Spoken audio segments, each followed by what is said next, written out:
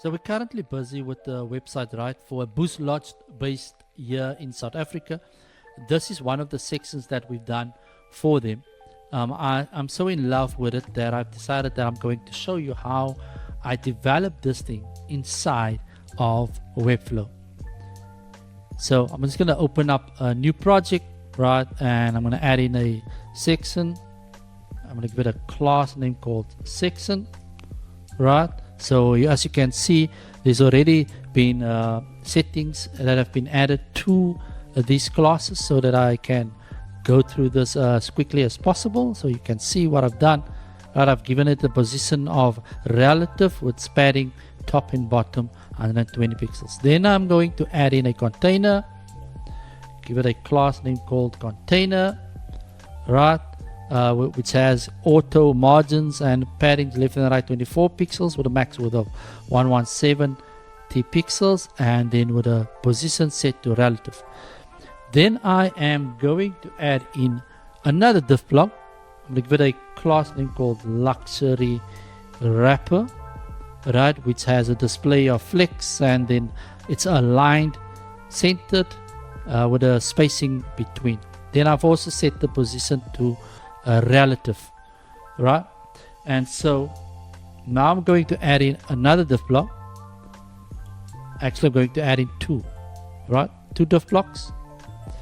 Let me just take that out there, and this one I'm going to give it a class name of luxury wrapper underscore image, right. And so what I've done with this image is I've given it a width of 450 pixels, a height of 700 pixels with a position relative, a z index of 2, and then I've given it a background image that has been set to cover, and obviously a border radius. So what I've done with the border radius: border top left 300 pixels, border top right 300 pixels, and that's the setting on this.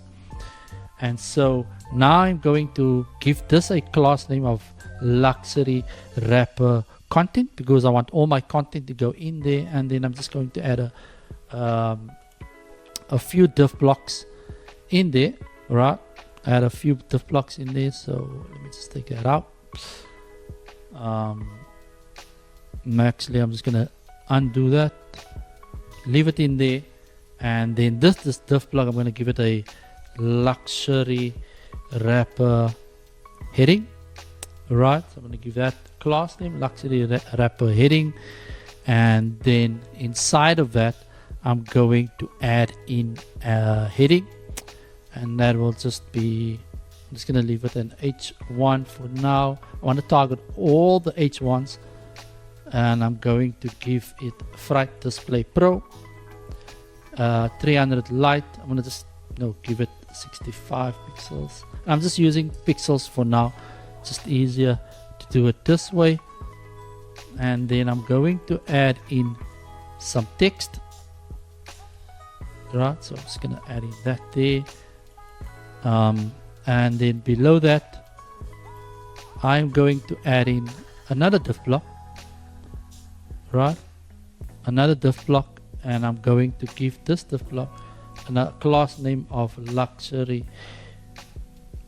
wrapper heading underscore subhead, and then I'm going to add in a paragraph, add in some text over there, right. And so now the last bit is just to add in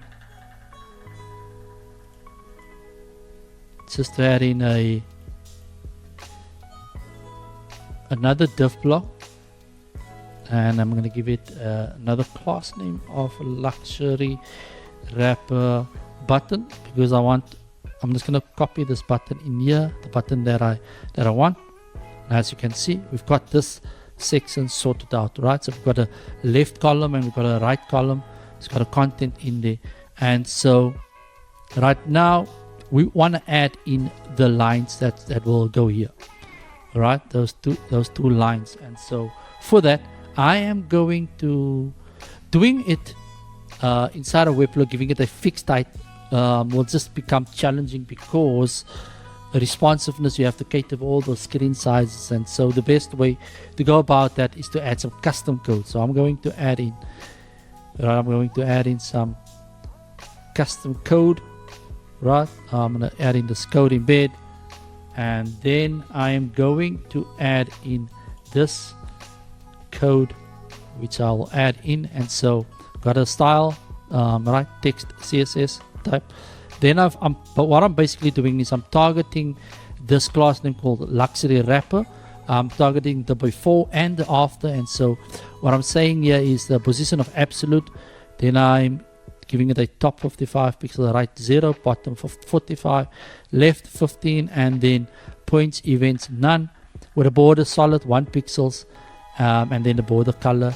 And I've also given it a height of 83%. The same I'm doing for the after.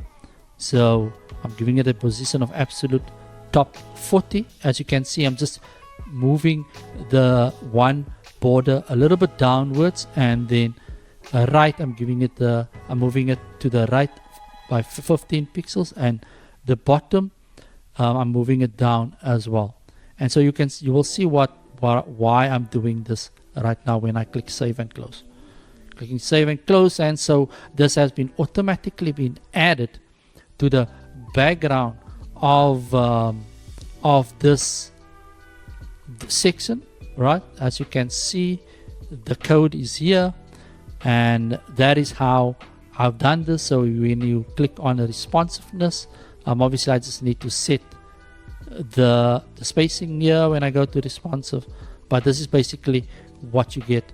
Alright, and so you just need to tweak it when you do the responsiveness. And so maybe, for instance, you say, Rob, I don't want the lines here on the left hand side. And so what I'll do is I am just going to add in a div block. I'm just going to hack it, because trying to get this thing to move this all the way there, once again, it will be quite tricky. And so I'm just going to hack it, right? And so for this, I am going to add a class name, right? And I'm going to just say BG white, right? And I'm going to give it a height of 300 pixels. Oops, height of 300 pixels. Come on, man. And then I'm going, or width of 300 pixels, and then a height of 300 pixels. And then I'm going to give it a background color of white, right, with a position of absolute.